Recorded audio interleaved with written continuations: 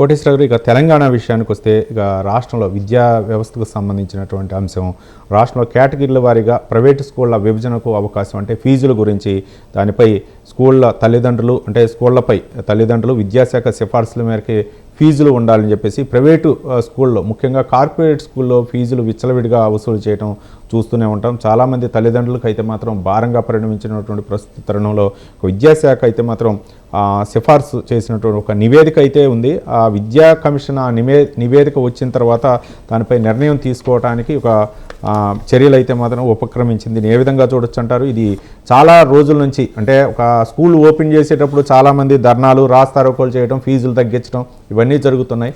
కానీ ఈ నిర్ణయాన్ని ఏ విధంగా చూడొచ్చు అంటారు?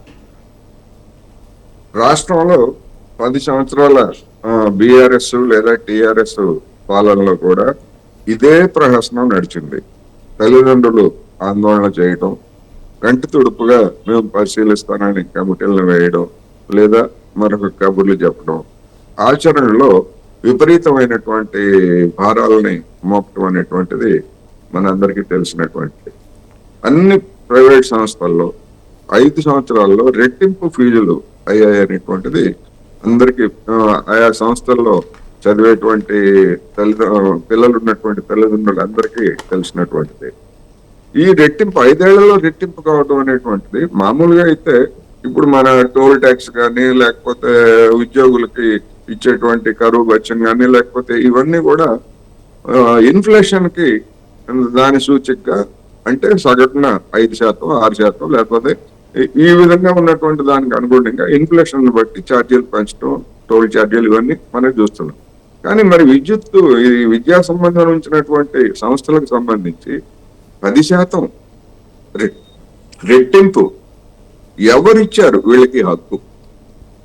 ఏ ప్రాతిపదికన వీళ్ళు 10% లేదా ఇంకా 15% అదనంగా ప్రతి ఏటా పెంచుకోవడానికి వీళ్ళకు ఉన్నటువంటి ప్రాతిపదిక ఏమిటి అనేటువంటిది సమస్య.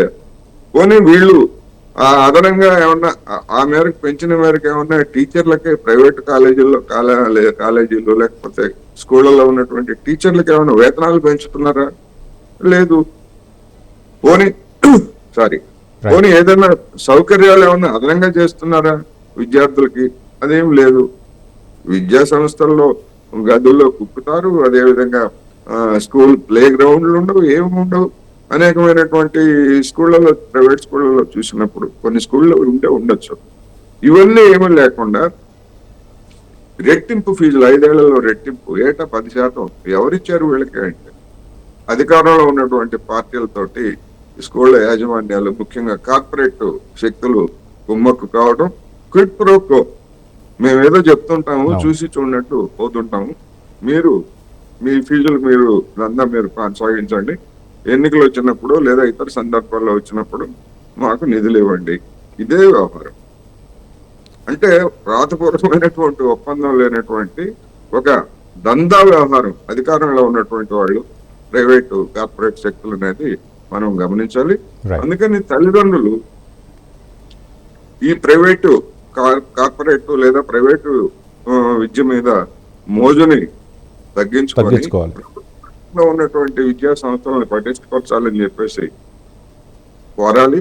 అదేవిధంగా ప్రైవేటు ఎవరైనా ఉండేట్లయితే వాటికి సంబంధించినటువంటి వ్యతిరేకతను కూడా ఏదో మొక్కుబడిగా ఒకసారి ధర్నా చేయడం కాకుండా దాని మీద నిరంతరం ఆందోళన చేసి ఒత్తిడి తీసుకురావాల్సినటువంటి అవసరం ఉందనేది నా.